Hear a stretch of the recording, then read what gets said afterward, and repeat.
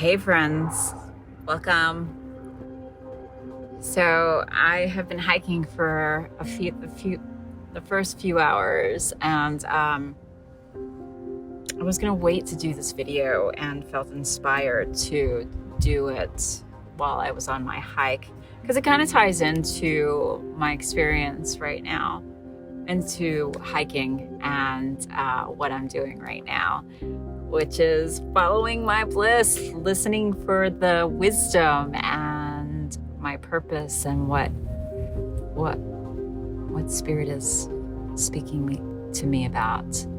So I am going to talk about following your bliss. What does that mean and how to follow your bliss and the history behind it. So I'm excited for this topic.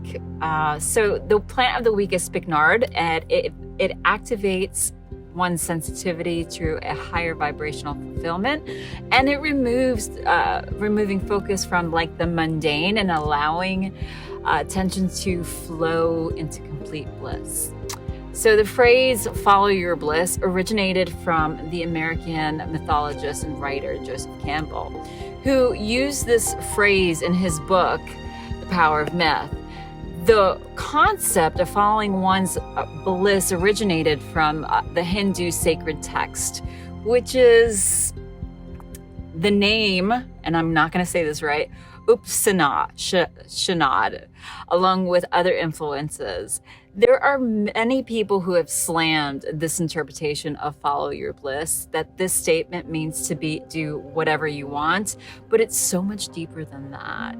Campbell was trying to describe a sense of purpose and wholeness greater than fleeting desires.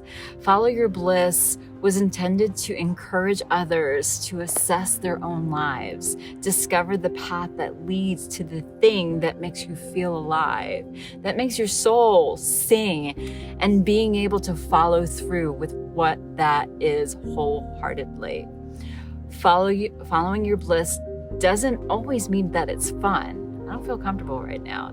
It means identifying what your goals are and putting some time and effort into what your desires are.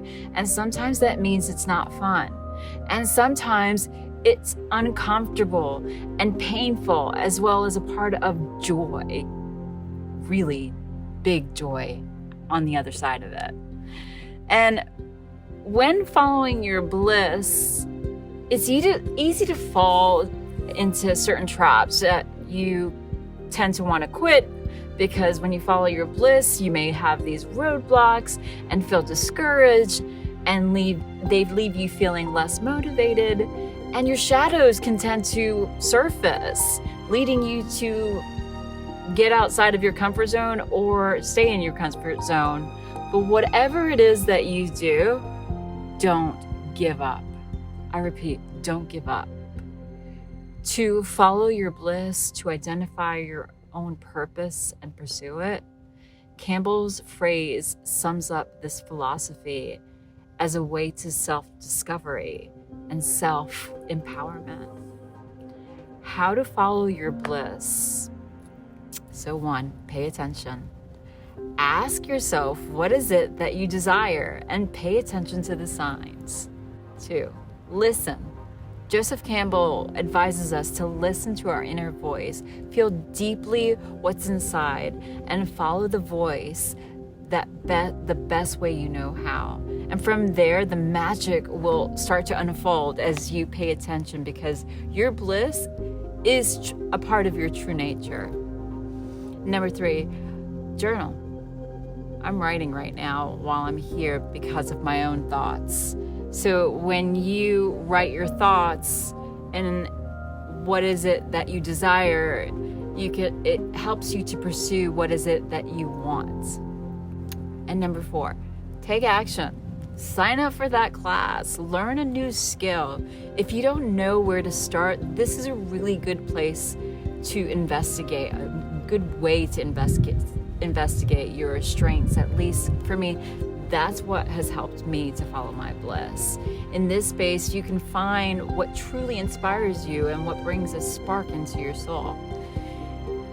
If you ignore this, if you ignore what your heart desire really longs for, at some point, you'll lose yourself. You'll eventually get to that place of saying, I don't really know who I am.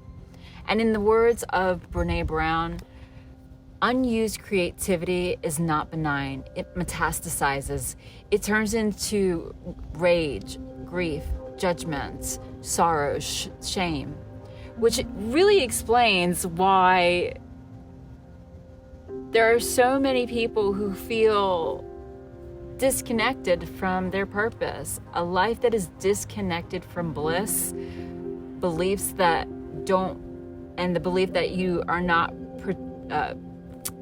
holding onto your true potential, it keeps you from feeling connected. So my hope for all of you is to encourage you to step in with both feet and own your bliss. The world needs you to follow your desires, the desires of your heart, to spend time and attention on your unique gifts and talents. It is the calling of a lifetime and the first step to manifesting a meaningful life. In the words of Joseph Campbell, follow your bliss and the universe will open where there were walls, only walls. So I hope that you received something from this video. You know, I shared this video and perhaps I might share some vulnerability with you. I'm on this hike and I am following my own bliss, and I'm journaling and asking for inspiration, and I know what my purpose is, but I'm going deeper. The layers are going deeper and being released in a deeper way. And so the inspiration was to go on a hike today. But this is also leading me up to my own personal vision quest. But following my bliss is exciting. It's joyful, as uncomfortable as hell. And this is the first time I've ever hiked by myself too. And I'm trusting that process. So it ties into trusting the process of the last week, over the last week that I spoke about trusting the process. Because when we tap into that trusting that process, following our bliss, we can listen, we can it can help us to tap into that place of following our bliss. So I hope you found this video helpful. If you have any comments, please comment below. I am always honored to share any wisdom, but also when I share this wisdom, it's my personal experience along with research I do, but it's also something that is very close in my own heart when I do share this. So thanks for watching. Bye for now.